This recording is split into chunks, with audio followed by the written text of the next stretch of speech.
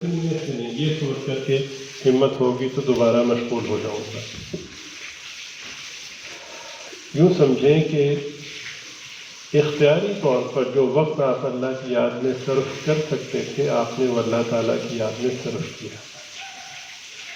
تلاوت، ذکر، اذکار، استغفار، توبہ وغیرہ، جو جیسا کہ حدیث شریف میں کہ 4 چیزیں تمہارے لیے بہت ضروری ہیں، ان میں سے 2 ایسی ہیں جو تمہارے رب کی رضا کا ذریعہ ہیں، اور 2 ایسی ہیں کہ ان کے بغیر تمہیں چارہ نہیں ہے۔ جو تمہارے رب کی رضا کا ذریعہ ہیں وہ 2 یہ ہیں، ایک یہ کہ کلمہ طیبہ کی کثرت، اور دوسرا یہ کہ استغفار کا اہتمام۔ اور جس کے بغیر تمہارا گزارا نہیں ہے وہ 2 یہ ہیں کہ جنت کا سوال اور جہنم سے پناہ مانگنا۔ غرض ہے کہ ان تمام چیزوں کا اہتمام کیا۔ اس کے 24 گھنٹے اگر غور کیا جائے تو انتہائی قابل تقلید، قابل تحسین، قابل تعریف، بے مثال۔ اور اس میں اس چیز کو بھی شامل کر لیں کہ ہر مرحلے میں اس نے اخلاص کو پیش نظر رکھا، بار بار اپنی نیت کو ٹٹولا کہ کہیں ریاکاری تو نہیں ہو رہی۔ جیسے ہی اندیشہ ہوا تو فوراً اللہ سے معافی مانگی۔ ریاکاری کا علاج یہ ہے کہ جیسے ہی محسوس ہونے لگے تو فوراً اللہ سے رجوع کرے، اپنی بے بسی بے کسی کا اظہار، یا اللہ آپ میری مدد فرمائے۔ تو عام طور پر ہوتا یہ ہے کہ جب عبادات کی کثرت ہوتی ہے تو ریاکاری کا اندیشہ بڑھ جاتا ہے۔ طبیعت انسانی ہے، یعنی انسان جو ہے وہ امتیاز چاہتا ہے، انسان کی فطرت میں ہے۔ اب عبادت کے بغیر تو امتیاز کا تقاضا نہیں ہوگا نا، تو اگر آج عبادت کثرت سے کی ہے تو پھر وہ امتیاز محسوس کرے گا۔ بے شک وہ ایک ٹائٹل ساتھ لگائے گا کہ اللہ کے فضل سے ایسا ہو گیا، وہ اللہ کا فضل صرف دکھاوے کے لیے کہہ رہا ہے، تو یہ ہمارے کیا کہیں۔ اور پھر باتوں باتوں میں بتا بھی دے گا کہ بس وہ کوئی ایسے خاص نہیں، بس رمضان شریف میں 21 قرآن پاک پڑھوا لی اللہ نے، مقصد یہ کہ بتایا۔ تو نفس و شیطان تو ہر وقت اعمال کے ضائع کرنے کے در پہ ہے نا۔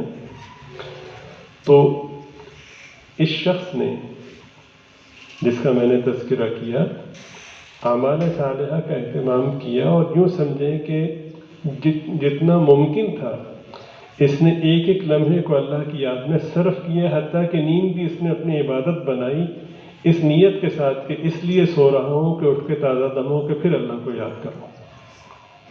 آپ سمجھ رہے ہیں؟ تو کس قدر اس شخص نے کمایا ہوگا جس نے پورا مہینہ اس طرح سے گزارا، اور اس کی تسلی کے ہر مرحلے پر حسن نیت اسے میسر رہی۔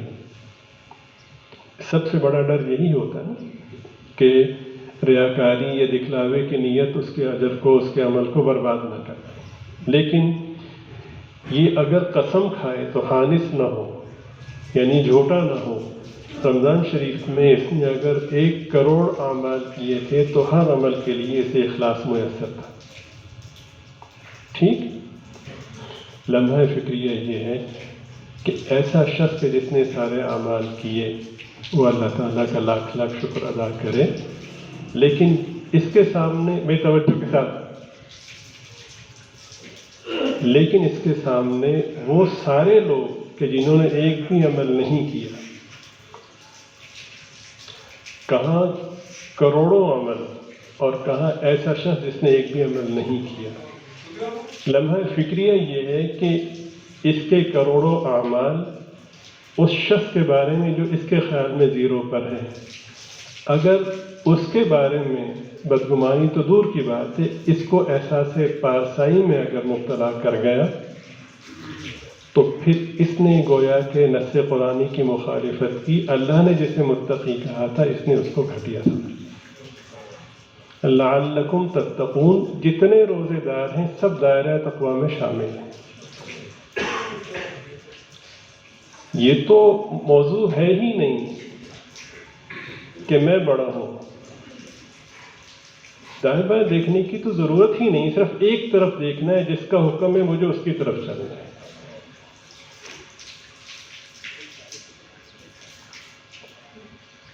تو وہی جیتتا ہے جو اپنی منزل پر نظر رکھتا ہے. تو اب ہم کمزور ہیں نا، اتنا کچھ ہوا اور ساتھ میں احساس ہوا کہ یار یہ میرے سامنے رہتا ہے، میرے ساتھ رہتا ہے، یہ کچھ بھی نہیں کرتا، سارے دن فضول پڑا رہتا ہے.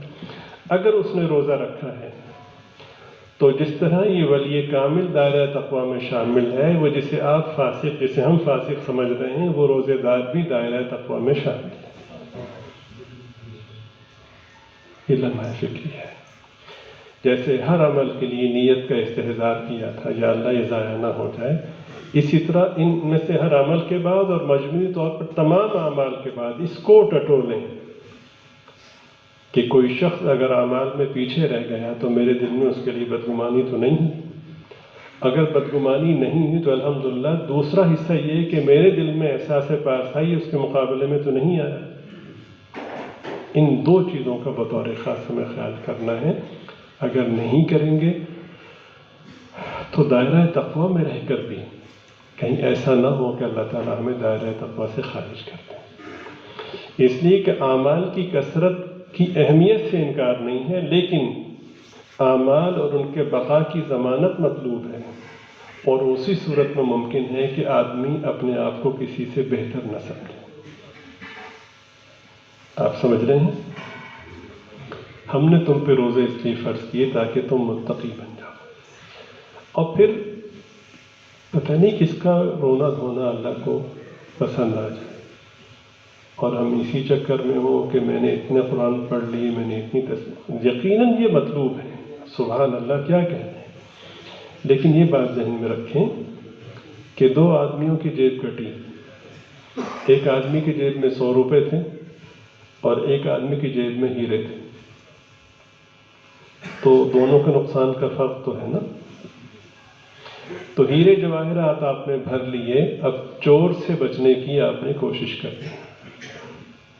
یہ منزل تک آپ کو دولت ساتھ لے کر جاتی. ہیرے جواہرات کی جیب جس سے بھری ہو وہ ارب پتی ہے نا، تو بیچارہ وہ جس کے پاس 100 روپے ہیں اس میں اور اس میں کوئی تناسب نہیں ہے نا، ٹھیک ہے نا، وہ کہیں آئے. لیکن جیب کٹی تو دونوں برابر. وہ جو کمایا ہے اس کمائی کو بچانا ہے. اللہ تعالیٰ آپ کی برکت سے مجھے بھی توفیق عطا فرمائے. لعلکم تتقون، تاکہ تم متقی بن جاؤ. متقی کسے کہتے ہیں؟ متقی کہتے ہیں، تقوی کا لغوی معنی ہے بچنا. اس کا ایک معنی اہل علم میں بیان فرماتے ہیں کہ گناہوں سے بچنا، اور اس کا دوسرا معنی جو کہ نسبتاً جامع ہے وہ یہ کہ اللہ کے ڈر سے گناہوں سے بچنا. بہت سے نادان لوگ ایک خاص مفہوم کی بنا پر ہی کہتے ہیں کہ بھئی اللہ سے ڈر، اللہ تو 70 ماؤں سے زیادہ محبت فرماتے ہیں، تو اللہ سے ڈر کا کیا مطلب ہے؟ دیکھیے،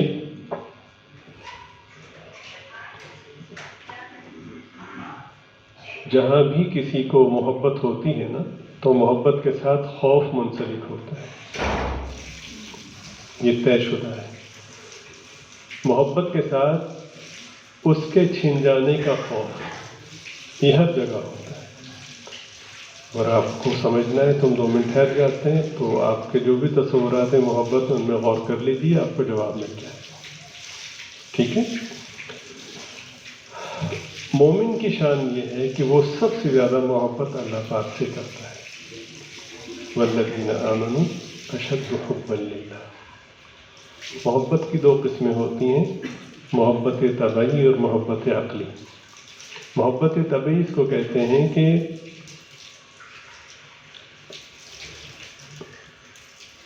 کسی کی محبت میں غیر اختیاری طور پر فنا ہو جانا. اور محبت عقلی اس کو کہتے ہیں کہ یہ کیفیت تو نہ ہو لیکن عقلی اصولوں پہ غور کر کے کسی سے محبت کرنا. یہ اصل میں معیار ہے. کسی شخص کو اللہ اور اس کے رسول سے محبت طبعی ہے، سبحان اللہ، بہت اچھی بات ہے. جب بھی نام آتا ہے تو آنکھوں سے آنسو جاری ہوتے ہیں، روتا ہے، تڑپتا ہے، بہت بڑھیا. لیکن کسی شخص کو محبت طبعی میسر نہیں ہے تو پریشان نہ ہو. محبت عقلی ہونی چاہیے کہ وہ میرا خالق و مالک ہے، اس کا حکم ہے کہ سب سے زیادہ مجھے محبت کرنی ہے، اور محبت کی دلیل اس کی اتباع ہے۔ اگر کوئی شخص عقلی طور پر اس کو ذہن میں رکھتا ہے تو یہ محبت طبعی والے سے آگے بڑھا ہوا ہے۔ آپ سمجھ رہے ہیں؟ ہاں۔ تو اس لیے کوئی شخص اپنے آپ کو یا کوئی شخص اپنی محبت طبعی کی کیفیت کی بنا پر محبت عقلی والے کو گھٹیا مت سمجھے، بلکہ محبت طبعی جو اللہ اور اس کے رسول سے سچی اور سچی محبت کرتا ہے لیکن اطاعت نہیں کرتا، اس کے مقابلے میں وہ شخص کہ جس کا رونا دھونا کم ہے لیکن 100% اطاعت کرتا ہے، تو وہ شخص اس محبت طبعی والے کے مقابلے میں کہیں آگے بڑھ جاتا ہے۔ قل، آپ کہہ دیجئے، ان کنتم تحبون اللہ، اگر تم اللہ تعالیٰ سے محبت کرتے ہو تو رونا دھونا تمہیں آئے یا نہ آئے، فاتبعونی، میری اتباع کرو۔ رونا دھونا شرط تو نہیں ہے نا، ایک خوبی ہے، وصف ہے، اچھی بات ہے، لیکن اگر نہ آئے تو میری اتباع کرو۔ تو ہوگا کیا؟